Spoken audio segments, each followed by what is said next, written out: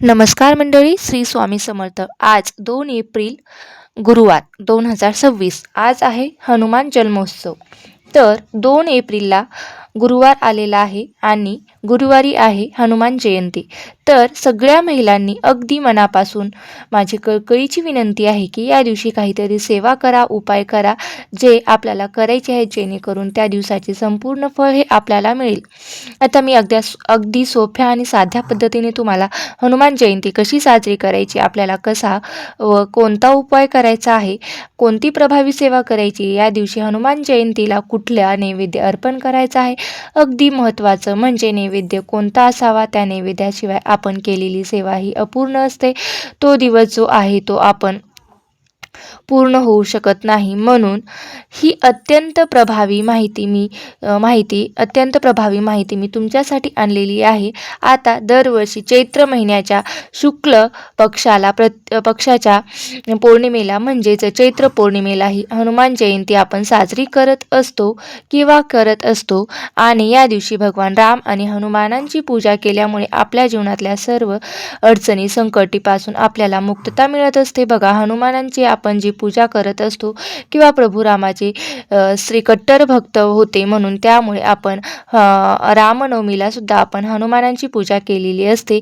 हनुमान जयंतीच्या दिवशी सुद्धा आपल्याला प्रभू श्रीरामाची आणि माता सीतेचीही पूजा करायची असते.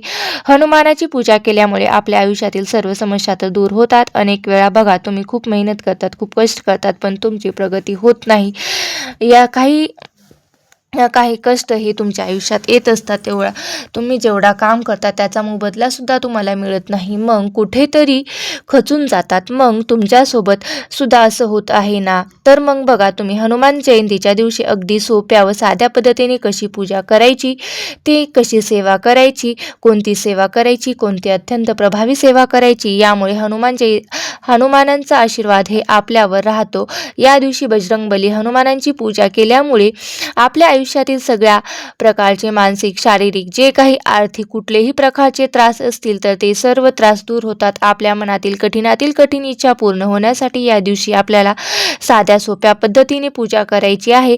हनुमानची पूजा कशी करायची आहे? हनुमानाची मूर्ती किंवा फोटो देवघरामध्ये पूजत नाही, तर त्यामुळे हनुमान जयंतीच्या दिवशी तुम्हाला जवळपास कुठेही प्रभू श्रीरामाचं मंदिर असेल किंवा हनुमानाचं मंदिर असेल किंवा मारुतीचं मंदिर असेल, तिथे जायचं आहे. सकाळी आपल्याला लवकर उठून अंघोळ वगैरे करायची आहे आणि नेहमीप्रमाणे कुठल्याही सणाच्या दिवशी आपल्याला मुख्य दरवाजावर छान अशी स्वच्छ करायचं आहे, त्यावर रांगोळ काढायची आहे. आणि गेल्यानंतर तुम्ही शक्यतो लाल रंगाचे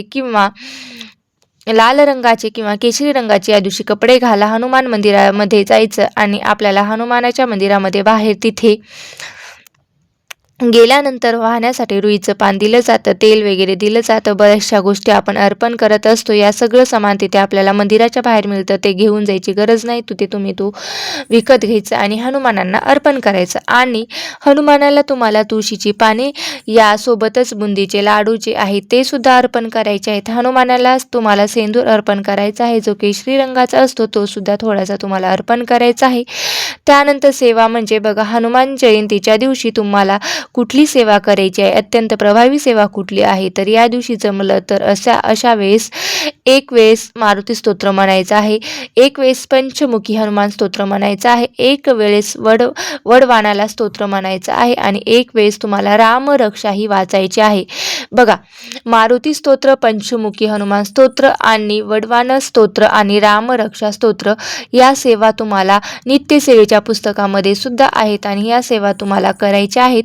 किंवा जर नसेल तर तुम्ही यूट्यूबवर सुद्धा सर्च करू शकता. प्रत्येकाच्या घरामध्ये हा मंत्र म्हटलाच गेला पाहिजे. त्यामुळे जे आहेत त्याचे स्तोत्र आहेत ते घरामध्ये त्याचा ध्वनी पसरलाच पाहिजे, कारण यामुळे सकारात्मक ऊर्जेचा प्रवाह जो आहे तो आपल्या घरामध्ये वाढतो आणि नकारात्मक ऊर्जा जी आहे ती कमी होत जाते.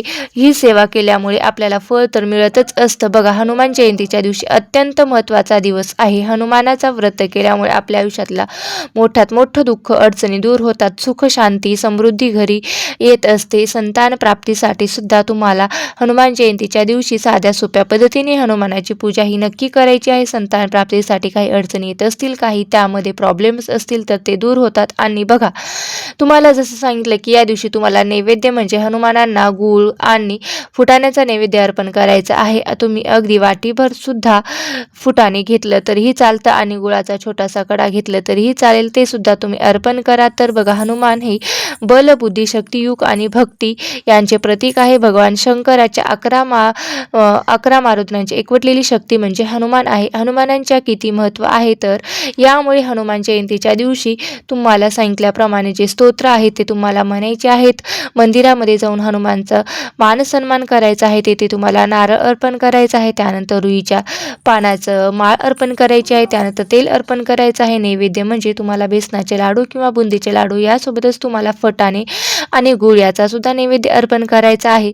आपल्याला आयुष्यातील संकट दूर करायचे असेल, आपल्या आयुष्यात येऊ द्यायचे नसेल, तर आपल्याला प्रगतीच्या मार्गावर जायचं असेल, अडथळे येऊ द्यायचे नसेल, आणि बघा, माणूस म्हटलं की दुःख हे शेवटी प्रत्येकाच्या नशिबात येतच असतं. आयुष्यात दुःख नसणारा असा एकही माणूस नाही जगामध्ये किंवा सापडणार नाही. कितीही श्रीमंत असू द्या, कितीही गरीब असू द्या, दुःख सुख ही गाडी आपल्याला चाललेलीच आहे. पण दुःख संपल्यानंतर, दुःख आपल्याला आल्यानंतर ती पेलवण्याची ताकद ही आपल्यामध्ये यावी. चुटकीसरशी आपण ती पळवून लावू एवढी ताकद आपल्यामध्ये येण्यासाठी, ते दुःख पेलवण्यासाठी आपल्याला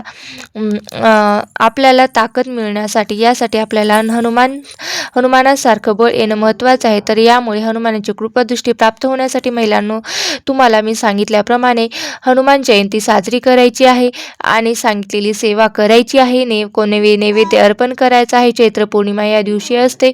याशिवाय खूप चांगला प्रभावी दिवस आहे. त्यामुळे न चुकता, न विसरता तुम्हाला या सेवा करायच्या आहेत, जेणेकरून आपल्या आयुष्यात कल्याण होईल. तर बघा, हनुमान जयंती कशी साजरी कुठला नैवेद्य अर्पण करायची, कुठली सेवा करायची, मी संपूर्ण माहिती या व्हिडिओमध्ये सांगितली आहे. व्हिडिओ जर आवडला असेल तर नक्की लाईक करा, शेअर करा आणि व्हिडिओ शेवटपर्यंत पाहिल्याबद्दल अगदी मी तुमची मनापासून आभारी आहे. धन्यवाद.